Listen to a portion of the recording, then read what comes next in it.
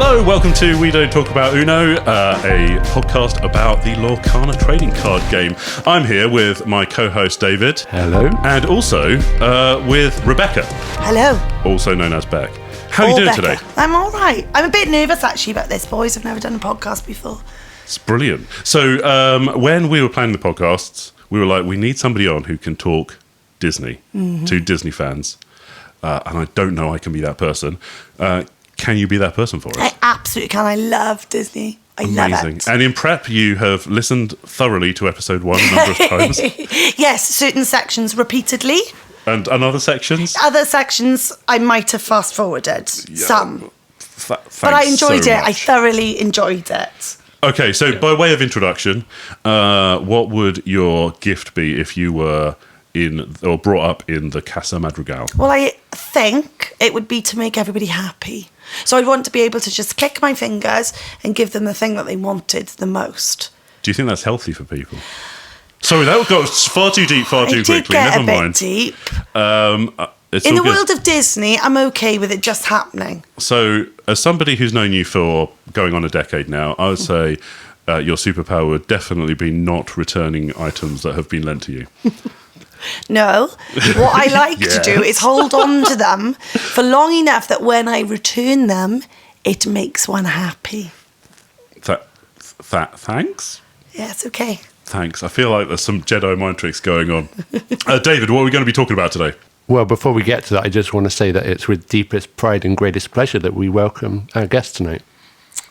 Is that a Disney quote? Yes. It was. Okay, hang on. What's that, David? Let's put this to the test. Okay.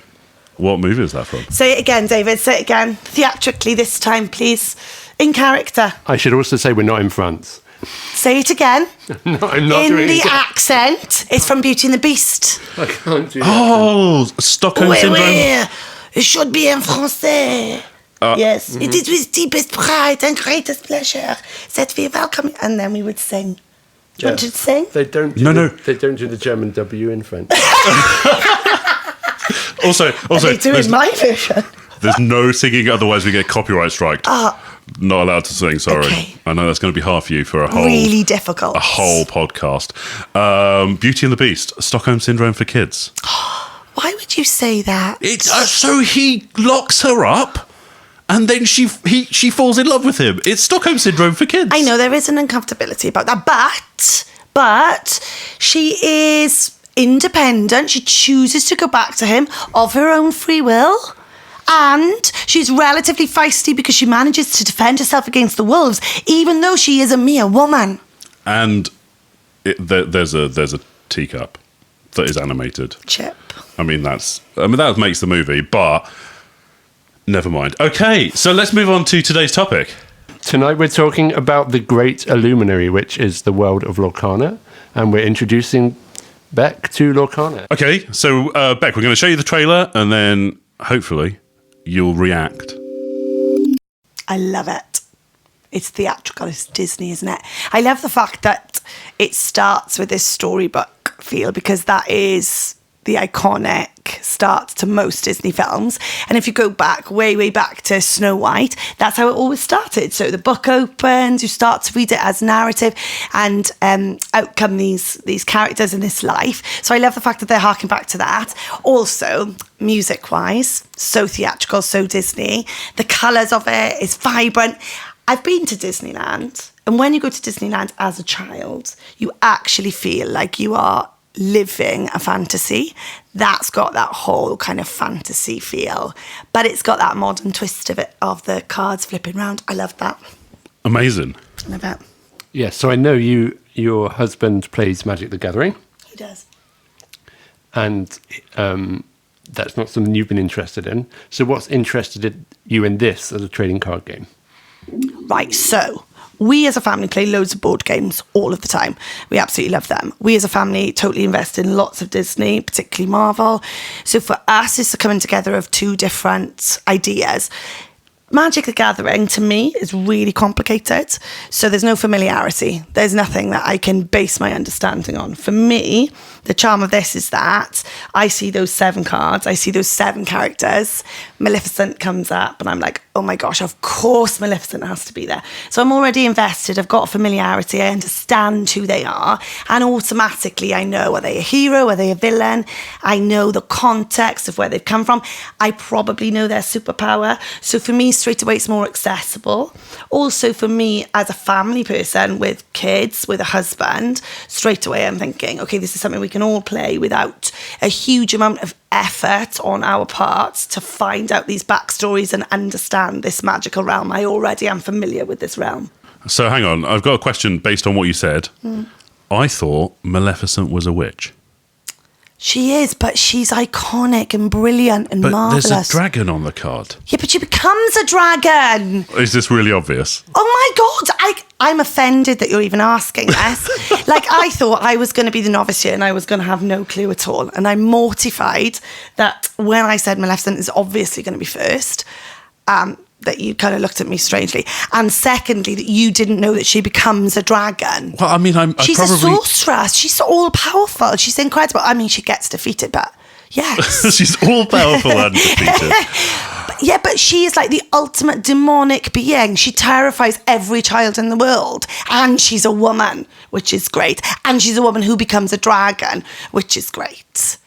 I mean, maybe I've got to revisit the movie. Yes. So which one do I watch? Because there's modern ones as well, You right? need to watch Sleeping Beauty first. And then that will let me understand. Yeah, because Maleficent in Sleeping Beauty, obviously it's animated and it's that beautiful artistry of Disney.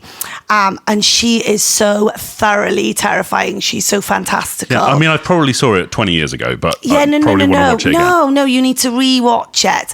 And she's so strong and she's so powerful and she's so the antithesis of Aurora, who is Sleeping Beauty. Yes. And she is the villain from the outset, and she comes in and the baby's in the cradle and everything about you watching is thinking, I know what's going to happen here. I know that this woman is going to destroy this young girl. And then you've got the little fairies, and yet they manage to defeat her because of love and grace and understanding, and they teach us a lovely moral message. But Maleficent is absolutely the ultimate villain of Disney. And then you need to watch the modern one. Yes.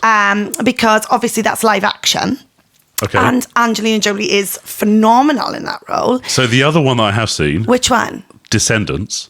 Yeah, no, I'm not such a fan. No, I mean, I'm not don't get such me a fan. wrong. I enjoyed the movies with my kids, but she didn't come across as this all-powerful sorceress. Really? So what did you think about Descendants in comparison to that?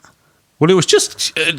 It's just like there's this island full of the greatest baddies, and they're not doing anything, are they? No. They're just over there going, oh, okay, never mind. Yeah, but I think when you watch Maleficent, have you seen Maleficent the movie? No, I haven't yet, no. Oh my God. So they give her this backstory and you start to understand why she is the way that she is and how her kind of hatred and loathing has come from her own scars and her own trauma and her own damage. And then you start to sympathise with her and it makes her all the more terrifying because you understand that she's coming from this raw emotional place. She is, honestly, I was so excited that she was number 1 on the list. She would be my ultimate. She has to be in there. She's amazing. Incredible. Okay, what about the other cards? Because we also saw a lot of other... What other cards are you excited from there? Robin Hood. Because Robin Hood is another one of those films that I watched. I mean, I think it's like 1958, Robin Hood. Oh, yeah, we're talking a long time A ago. long time ago, okay. But I can remember being 6 or 7, having it on VHS, and we would get up in half term and we would watch it on repeat over and over again. For me, as a little one, it was the fact that it was an animal realm. So there are no men, there are no women, they are animals. And also Robin Hood in himself is such an interesting character, isn't he? Because he robs from the rich to give to the poor. So there's this whole question of, is he a villain or is he a hero? So I was very excited to see him on there. A hero. He robs from rich and gives to the poor. He does, of course. But also there are questions around how strong and aggressive he is, but because he's only a fox in Disney. I mean, I must say that's one of the things that I liked about that movie is that it's just fun, isn't it? Really so fun. There are loads of high drama moments in Disney movies, and there's one where they were just like, hey, how about we just have some fun? Yes. And because you've got animals, like even in the moments where they're in the dungeons, they're in the dungeons, they've got no money, and Robin Hood is going to rescue them, and he's going to swing out on their little piece of rope, and he's going to take them all one by one. But they're a duck, and a mole. And so even though they're crying, it's a duck. So it's so lighthearted. It's so lovely and it's charming. And the other one I was very excited about was Mickey. Because that is a very classic image of Mickey. And that's the kind of old-fashioned Disney that you grew up with. Obviously, it's amazing to see Elsa and Stitch and the more modern characters. But Mickey as the tailor, that's a really old-fashioned, classic, family feel-good movie. And he's iconic. Mickey Mouse. I mean, he's incredible, isn't he? There's nothing he can't do. It's Mickey Mouse. It does feel that way sometimes, that it is Mickey Mouse can just take... It's almost like Mickey Mouse is an actor who plays roles in the things he's doing. And it's interesting to see they've actually given him a role already. They've gone, oh, here's who you're going to be in this set, is the little tailor. It's not Mickey Mouse off of Disneyland, Mickey Mouse off of... That's because Mickey Mouse doesn't exist in that space. He's always being something else. Like he could have been the sorcerer in Fantasia, for example. But I think because of the other characters that they've chosen, it's good to have variation. So having him as the tailor just gives that other kind of characterization of Mickey Mouse as somebody different. Otherwise, it would have been too similar to Maleficent, for example. Yeah, but we did see him as the sorcerer in the trailer. Yes, we see true. there's I mean, he looks serious. He's not smiling. So I wonder whether we'll see another Mickey Mouse. There's a lot of speculation online as to whether that is the eighth character they've revealed is Purple Mickey. Ah. But he's got loads of different characters that he plays. So you could have loads of different cards just of Mickey, couldn't you? Oh, totally. Of different interpretations and different character roles that he plays, yeah. So, David, tell us a little bit about the world that we're being presented, because this seems like, and this is one of the things that really excited me, is that this isn't just a Disney Super Smash Bros. Let's just throw in all the characters and see what happens. They've actually created a little world for them to inhabit within this card game. Yeah, I love what Beck said about the storybook, because I think that is the heart of this world, is you're creating a story. You're bringing characters to life with ink. And I'm pretty sure the resource in the game with which you create the characters is going to be ink. Because we have on the Elsa card, recreated by magical ink, Elsa found herself in an unfamiliar new world. Fortunately, ice works the same way everywhere. So this unfamiliar new world is the Great Illuminary, and it's a place where all Disney characters can exist and create stories together. So do you think there's going to be us making that story, or do you think there will also be like a wider story that Disney are telling us through the sets? That's a really good question. I don't know, but given that they called the first set the first chapter, I can see that there'll be a story. There's likely to be a story through the sets, and that's in common with what I know about other trading card games, that there's often a story, either recurring storylines and recurring characters, but also there's an arc through the sets. Yeah, and I think if we look at the big three, if we look at Magic the Gathering has a storyline that people are like literally super fans of, and the fact that Magic cards have now got characters from other intellectual properties in has caused quite a stir in the community. Pokemon has... or I think the Japanese trading card games, when you look at them as a whole, generally they're telling their stories through anime. But then each set is based on that anime. So there's characters from the anime. So yeah, I think them telling a story, the company telling a story through the cards, will be really important to see as well. Yeah. And I think Disney will, and Ravensburger will really want to pull us into this world. I'm just thinking of something that the game designer Ryan Miller said, or he said a couple of things about this. And one of the things he said before anyone knew about Lorcana in an interview, he said, the thing I love most about games is their ability to take us out of our normal lives and immerse us in other worlds. And I think this is going to be a really immersive net game. And I think that also relates to something that Beck said around people know Disney. Yeah. There's an immediate connection. And that's what I found. It's taken me a long time playing trading card games, nearly a year now, to actually start to feel any connection to the story rather than just a game. Whereas Disney, that's right there, right away. We all know the Disney stories. And I think so it was so important that Disney got that element right. of pulling you into a story.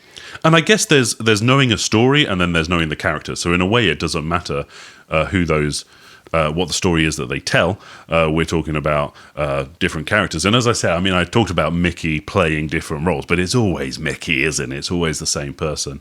So that's quite an interesting point. Whereas, yeah, if you pick up some trading card games, if you're a kid and you open a pack of Pokemon cards, you see the Pokemons you've played with in your video games, and I guess that's also an important part of it, isn't or it? watched on the TV series, or whatever your route was into Pokemon. There's a connection there. Yeah. And I think it's also with Disney. There's that sense of we're used to the characters coming together in Disneyland. There's the juxtaposition of Disney characters isn't an unusual thing, actually. So although they've created this world for it, it's something we're all already familiar with. So I think that's going to help the game as well. And again, going back to the designer, he said, so now he's reflecting on creating this game. He talks about going to Disneyland since he was a little boy, and he said he learned about immersion through Disneyland. So the kind of immersive experience that he wants to give people, part of that he discovered as a child through Disneyland. And so it's kind of all the different strands of his life as a Disney lover and a game designer coming together in this game. So there's real passion for it there as well. Brilliant. So I've never been to Disneyland. I booked to go to Disneyland Paris just before we were supposed to be going in April 2020, and not a lot happened in April 2020. So we've rebooked. We're going next April. What's the hot tips, Beck? Hot tips are to let yourself go, because when you go, it's exactly what David's saying about it being totally immersive, because these are characters that you all know and love, and the whole family understands, and there's an understanding of who these characters are.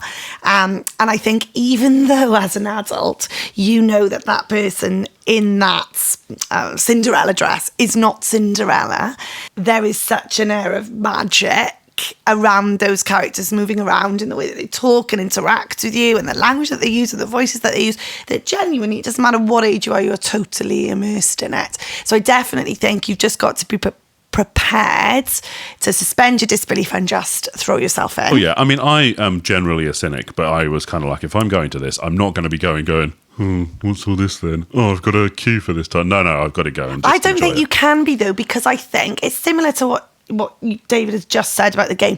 I think there is such beauty, familiarity, memory, attachment, that when you walk into that place, you are surrounded by that world.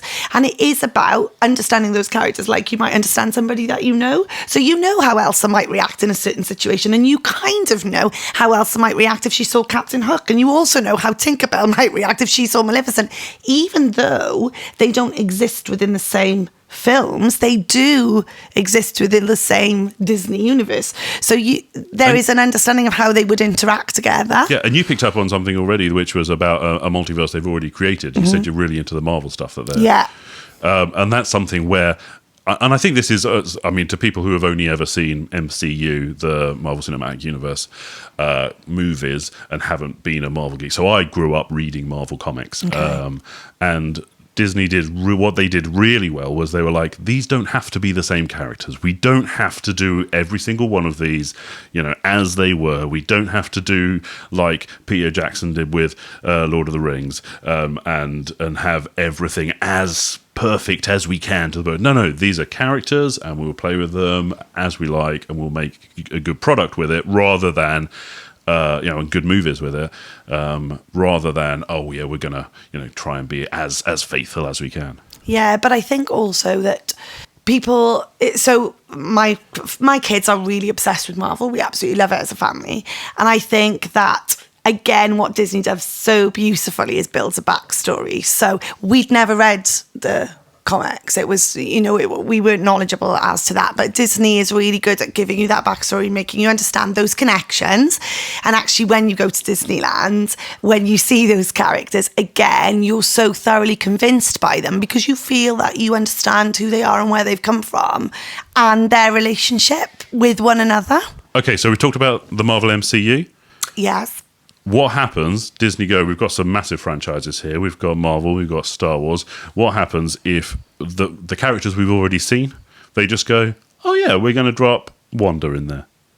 I don't think it would be incongruous. I don't, because again, these characters are characters that we are familiar with. So you're already suspending your disbelief. You're already engaging with those characters and believing that they exist. So somebody new comes into that narrative and you're like, yes, of course you'd be here. Why wouldn't you be here? This is your world. Amazing. I'm inhabiting your world. You're the outsider, and they're kind of existing in this happy space that you were just popping into. So I think that would work well. So on that point, what card would you be most excited to see them print? What character would you? Ursula. Off of is that the Squid Lady? She's not a squid lady. Squid Lady. You know, Squid Lady. Yes. She, for me, The Little Mermaid is my film of choice out of all of Disney, including Marvel, including Star Wars. Okay. No, I'm all about Little Mermaid. And Ursula, I'd want to see her. The reason I'd like to see her is because that opens up another world, because it's the underwater world, which at the moment isn't represented. You know, Elsa has got this kind of world where she can make ice and she can create new landscapes and new environments. I feel like Ursula would bring that to the table, because then we'd be in an underwater world as well. And also, down where it's wetter, that's where it's better. Always. Take it from me. As Sebastian says. Yeah, sure. I can't believe I actually knew a quote. You did. I'm It was so a strange proud of quote myself. to use, but you knew it, so well done you. Amazing. Yeah, no, I'd like to see Ursula. So hang on, wait. Just a little point on that. What? So they released the trailer for the new live action. I know. How excited are you? Oh my God. I can't actually put it into words. The live actions are incredible. Oh, they've been brilliant. Oh my gosh, I absolutely adore them and have watched them on repeat with my children and my husband. I wasn't a believer until I watched Mulan and was like, yep, brilliant, incredible. How amazing. incredible is Mulan? Actually, she's another one. I would really like to see her in these cards. Mostly, again, I think it's just about opening up all of these little worlds, you know. You kind of got a whole different culture there that you could explore. I think the potential is endless, isn't it? Because all of these characters exist within their own little worlds, and by inserting them into the game, you're allowing your audience, your participators, to travel into those different worlds. So the idea of these new realms coming into play, that's really exciting to me.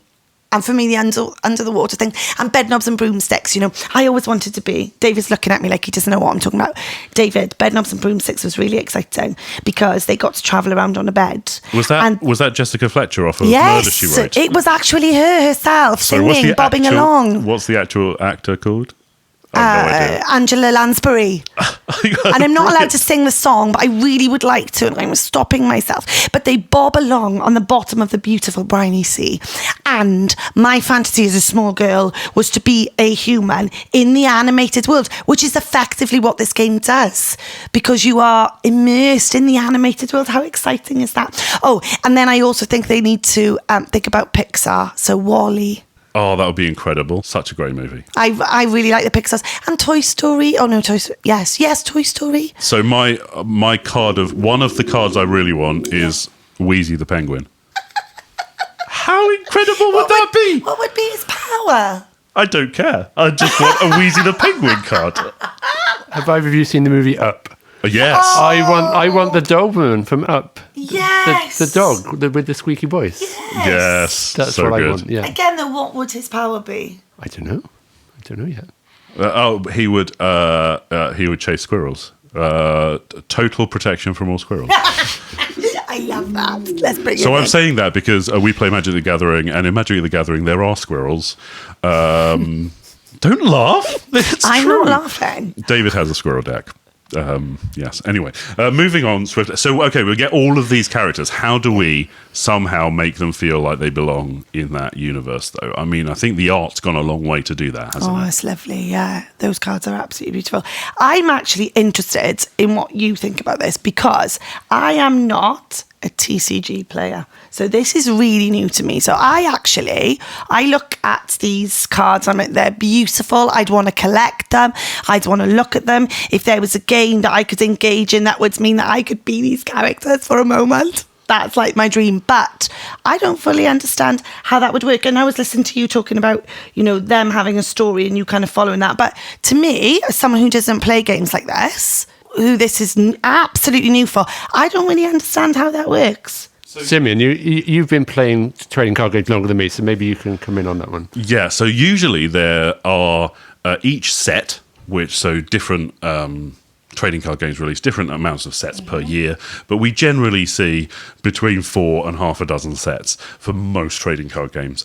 And each one will be based either on a different world or the next step of that story. For Pokemon, they have different regions of their little world, and a different setting will see different Pokemon come in. In Magic the Gathering, they have different planes of existence, so they will find the same characters being transported to a different plane and having a different story happen to them. As I said, I mean, in the Japanese trading card games, it's much more explicit because they literally have a TV series going, here's the story of this place. In Magic the Gathering, they actually have web fiction now. They used to have paperback novels. We'd love to see that again. Wizards of the Coast, the company that make Magic, if you're listening, we'd love to see paperbacks again. That would be lovely. Anyway, so that's the story. But I think the thing that's most important is to look at the characters. So each of the characters in each of these games, there are things about them, and sometimes they're really quite obvious. So Snorlax is a lazy Pokemon that's always falling asleep.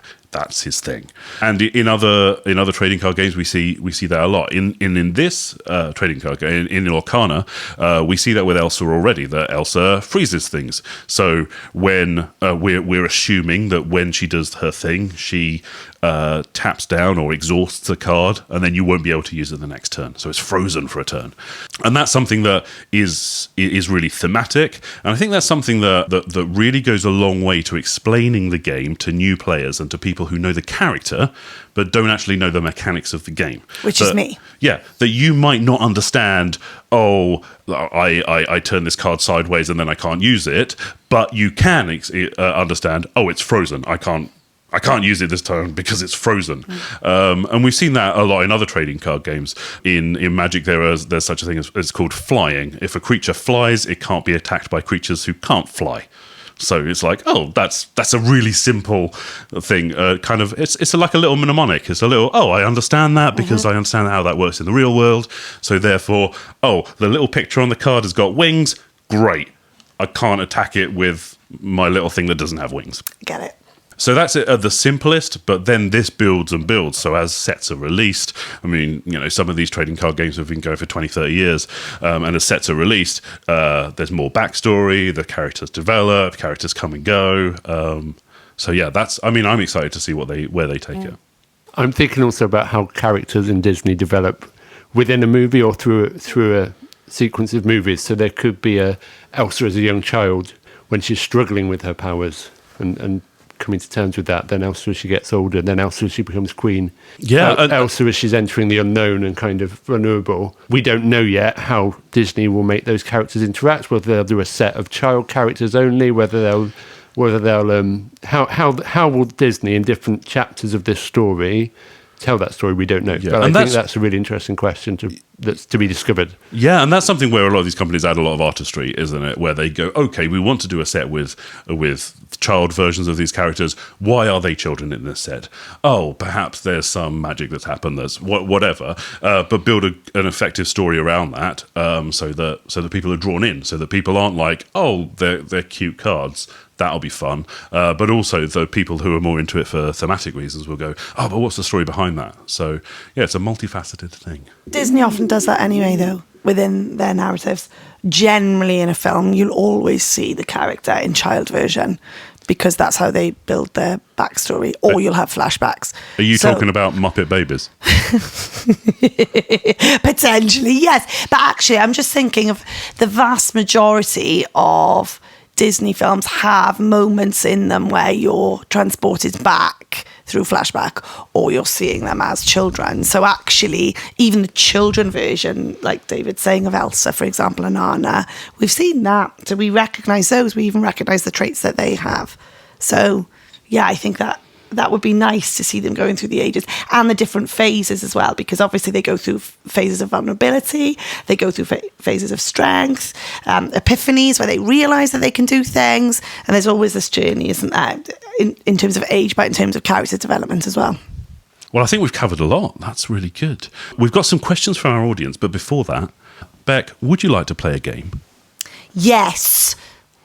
So that's so much more enthusiasm than I got from David. So last week, I said to David, "Do you want to play a game?" And he was just like shaking his head. I was like, "No." I think I've got my head around it now and actually prepared a question. From last week's game. Is it a new game this week? It's a new game this week. Oh. We've no. You don't get last week's game. Okay, so last week we played Movie Mashup. Okay. Give me the mashup. Okay, I can give you, see who gets it first. Okay. I'm not sure I've quite got it, but I've kind of got it. So, there's an archer, likes dressing in green, robs the rich to feed the poor. Yes. He's searching around thrift stores to find bargains. Robin Hoodwinked. With Matt Damon. Oh. Matt Damon. With Matt Damon? It's not perfect. And Robin Williams, and they're good at maths. What's that? Good Will Hunting. So then what? You put them together? Yeah. Yes, the answer was Robin Good Will Hunting. Oh, yeah. Robin Good. Good. Robin Good. I did say maybe I didn't quite understand.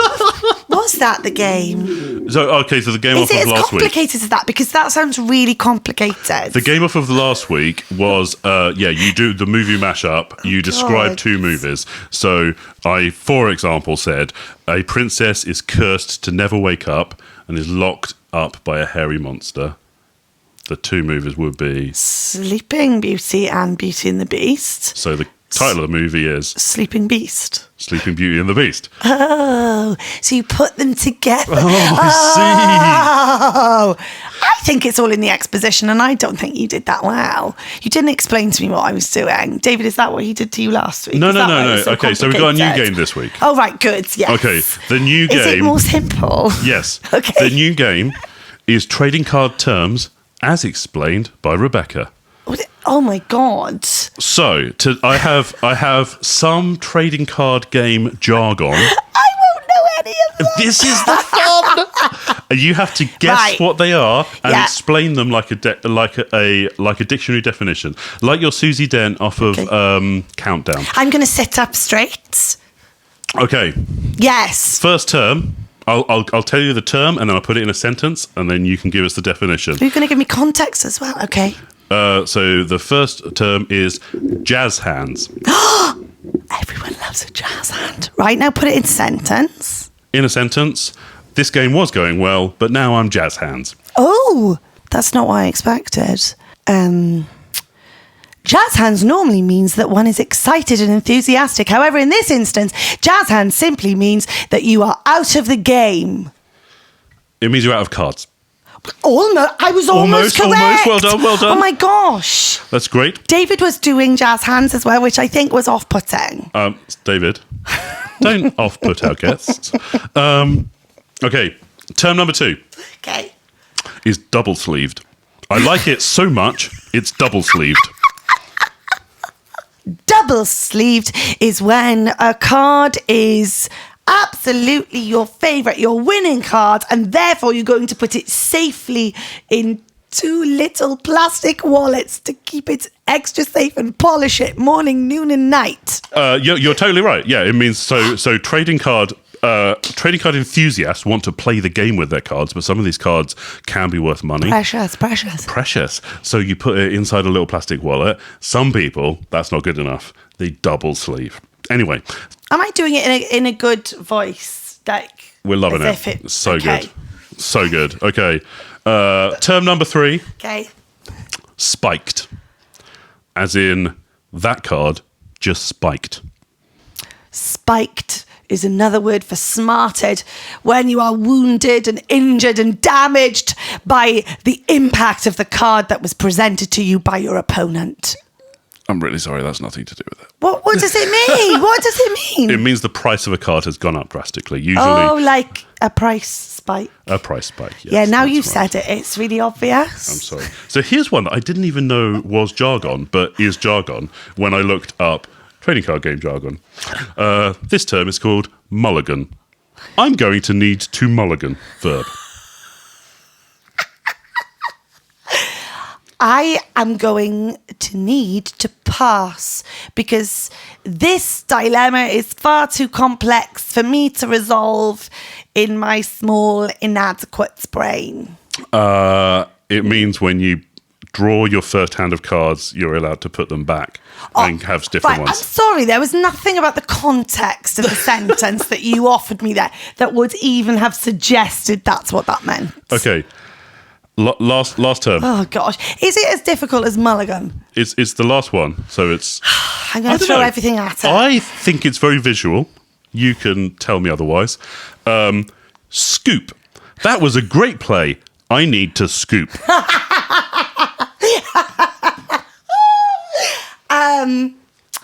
Could it mean that you need to collect new cards because you have been overwhelmed by the cleverness of the person who played the last hand? Yeah, I suppose it's done that. So it means Which to means scoop no. up. It means to scoop up your cards, as in you're resigning from the game. You're scooping up your cards. I'm leaving. I wasn't good at that game, but it sounds like David was worse at last week, so I feel okay with that. You were excellent, yeah. Thank you, David. I just want to say it's 9 o'clock and all's well. I mean, it is 9 o'clock, but not where people are listening to us. They could be listening to us at 9 o'clock. I mean, yeah. We've had a surprising number of listeners. I've been really happy, and we've had some questions from some listeners, and I think we've got a couple that we would probably like to address with you, Becky. Oh gosh, these listeners might be devastated that it's me answering them. I'm sorry, listeners. Yeah, I know. Everybody wanted the child to answer them. Oh, hang on, we haven't he's done in this. bed. No, well, now he is. But earlier today, I recorded a little section with child who was people asked him things, and now I haven't recorded the questions. If you've asked a question to child, that will be in a future episode, but I just wanted to get child's opinion on the characters he wanted to see. Roll the clip. Back by popular demand, it's child. Yay! How are you doing today, child? Good. So we've had loads of comments online from listeners. None of them want to hear from me. None of them want to hear from David. They all want to hear from you, child. Okay. We've got some questions that they've left specifically for you. Me. But before we get into those, we'll probably get into those on other episodes. Sad.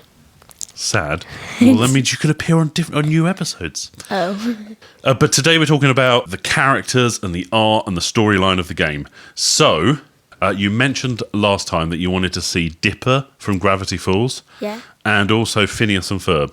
But some of our listeners might not know who those people are.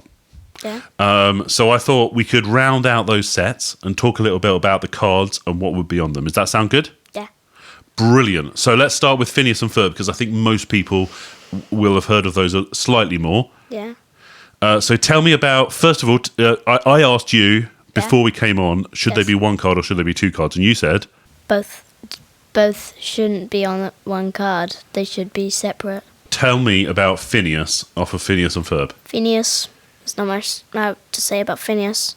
He's just a robot building guy who says a lot of weird words, especially because he's a child and he builds a lot of weird stuff. And he says, yes I am. Whenever the other people say, aren't you a little young to do this? Oh, amazing. So he's just crazy. So Phineas and Ferb is quite a stylized cartoon. Yes. What shape is Phineas's head? Triangular. It's like sideways triangle. It is a perfect triangle, yes. Amazing. And Phineas has a brother?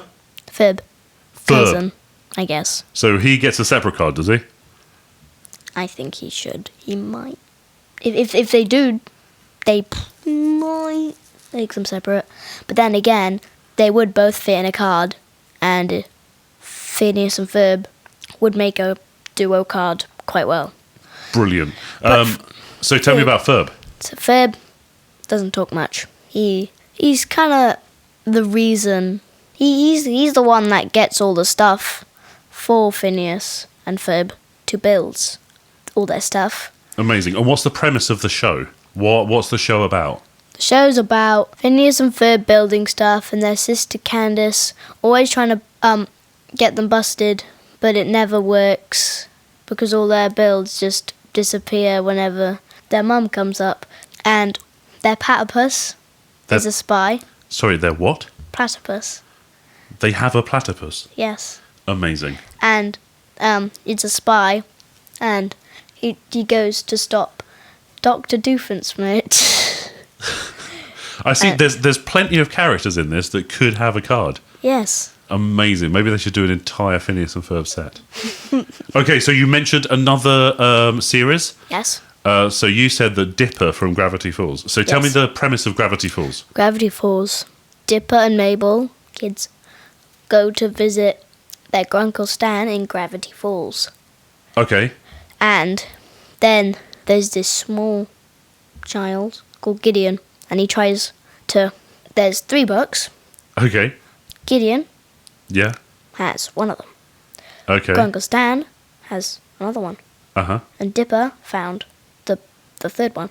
Oh, okay, great. And Gideon doesn't know there's 3. He only thinks there's 2. And he tried to destroy the Mystery Shack, the place where Grunkle Stan lives, Okay. to find the first book. And after he loses and gets arrested, he calls a demon Okay. person called Bill. He's a triangle. Bill. Also a triangle. Also a triangle. Is he related to Phineas? I don't think so. I mean, Dr. Doofenshmirtz is also triangle. Oh, okay. Head. Is he related to Phineas? Maybe. Some fan theories here. Brilliant. Bill Cipher also just tries to destroy him.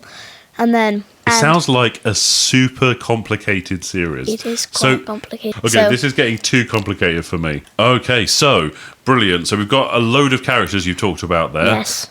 Who should have a card from those series? I think Dipper and Mabel should. Okay, so... And Grunkle Stan. Okay, so... Not so much Zeus. Not so much Zeus. Zeus is one of my favourite characters. Oh, he's not one of the main characters. Well, thanks for talking to us about these 2 series, which could have cards. I mean, possibly. Will you come back again next week and talk to us about money? Why can't we just do this now? We are going to do it now, but they're not going to hear it till next week. So that was The Child. Have you seen Gravity Falls? No. But after listening to that, genuinely, I want to. And you just told me it's on Disney Plus, and it's fantastic because it's so child-friendly, apparently, but actually is multi-layered for adults. So that's so on my next to watch. Yes. Genuinely, that sounds brilliant. I can't believe I missed that, actually. I've noted it. Good stuff. Okay, did we have some audience questions relevant to today's topic, David? Yeah, so we've got a question from Sean_Doc16. Gact is real is also his other name, or this person's other name. Is that on Twitter? This is on Twitter. And it is, what character/franchise across Disney's entire library, Pixar, Star Wars, Marvel, theme parks, video games, etc., do you hope eventually is represented in Lorcana? So we've already talked a bit about this, Yep. but there's one other. I mean, I am the biggest Star Wars nerd. If they do not make a Grogu card, aka Baby Yoda, I will cry. I think there are lots of people who would cry. That's just, he's the greatest little dude. Amazing. And The Mandalorian. Yeah, I agree, The Mandalorian. I'd like to see both of those. I mean, yeah, you kind of got to make a Mandalorian card if you're going to make Grogu. Any other franchises? Bluey. Does anyone else watch Bluey? Well, I don't know if they've made it. So Blue is on Disney Plus, but it's not produced BBC. by... It's BBC. Is it? Okay, yeah, I didn't know. It has yeah. BBC logo at the end, even on Disney okay. Plus. So yeah, you could be right. Yeah, Blue But I've would seen be people amazing. discussing that in Facebook groups as well. They want Bluey. Blue would be amazing. And I guess there are a lot of other things like that they maybe own the rights to that they don't actually own, that they didn't actually produce. Because the other one's the Muppets, which we touched on, which loads of people are going on, oh, Star Wars would be amazing, the Avengers would be amazing. I'm like, you know who would be amazing? Oh my goodness, the Muppets would be incredible. Kermit the Frog. Sam the American Eagle. Oh my god. That would be incredible. Miss Piggy. Yes, let's have the Muppets. A whole set of the Muppets. Amazing. We've got a lot of questions, actually. I've been really pleasantly surprised by the number of questions. And I think we're going to talk about them in other episodes, Simeon. Yeah, I think we've got another time for another one that I thought would be, because it's total speculation. So Seth on Facebook asked, when do you think they'll come out with more information, and what are your expectations?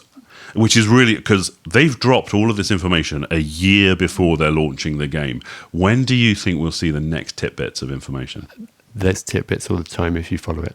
I think if you really want tidbits, set up a Google alert for Lorcana and see what comes out. Okay, so what have you come across? Well, something relevant to next week's discussion, so maybe I'm preempting that, is, and I think maybe, I don't know if it was an agreement between Ravensburger and like the press that they would gradually release new interviews over time, but there was an interview that came out like yesterday or the day before with Ryan Miller, and he said, I don't like to say never, but there'll never be a card we print that's not available in the regular set. So they might be available in theme parks, they might be available in foil versions or different versions, but whenever they make a card, it will be available to everyone in the ordinary sets. That's really good, because I think there is a concern at the moment. Oh my goodness, some of these cards have been released. I might never get to own that particular card. And yeah, they've been very vocal on Twitter that whenever anybody has said, "Oh no, I would like one of those, and I can't afford the exorbitant scalper prices," they've just replied to that tweet straight away saying, "It'll just be in the regular set." I was worried about this because I was asking John he's my husband, about Magic the Gathering, and he was saying what some of these cards go for.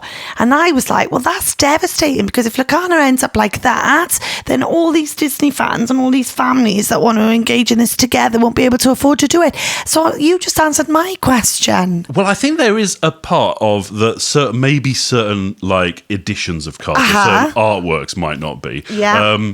But this is something that I think we're going to talk about next week, and it's really important to know that there are tons of ways of engaging with this game. You don't need to play these super competitive decks. You don't need to, of any trading card game, you don't need to spend a lot of money. It's perfectly fine to just go, let's open some packs, see what we've got, play with that. That's the only way I've ever engaged with Pokemon. I've never played like a competitive Pokemon deck in a game shop or anything. My kids and I, that's all we've ever done, and we love it. It's great. Seth also asked, when will we know more about the mechanics? I think we know quite a lot about the mechanics already just looking at the cards, so I think we'll discuss that in a future episode as well. I think that we need to piecemeal. There's lots of great YouTubers already doing this, and there's a lot of discussion. I'd really like to shout out Lorcana HQ Discord server. There's loads of people on there who have gone through all the mechanics as well. So if you want to know more about that, we'll be doing an episode in the future. But there's already loads of discussion on Lorcana HQ Discord channel. Great. Well, thanks for coming along, Beck. It's been absolutely amazing. Hopefully we haven't scared you off from future episodes. You definitely have. No, I'm joking. I'm sorry, I am no expert in these card games, but it's been great. I do love a bit of Disney. It's been great. I do, and I do want to play this game, which is very unusual because normally they're too complex for me. But that is what I'm saying about the whole accessibility of this, because I would actually love to play Magic the Gathering, but I haven't got the concentration and I haven't got the energy to invest in it. Whereas I feel like with this, I've already got the history to be able to invest in it. Amazing. So thank you very much to everybody who's listening. We've been really blown away with the stats. More people are listening to this than we ever expected. So thank you. If you would like to send in questions for us to answer, you can do that on Twitter. We are at lorcanapodcast. You can do that via email. We are lorcanapodcast@gmail.com. We also have a TikTok at Lorcana Podcast. You get the idea. David, any last words? I'm really excited about the next episode, and I've got a surprise for you, Simeon. Uh-oh. Next time. Okay, we're going to end it there. Bye.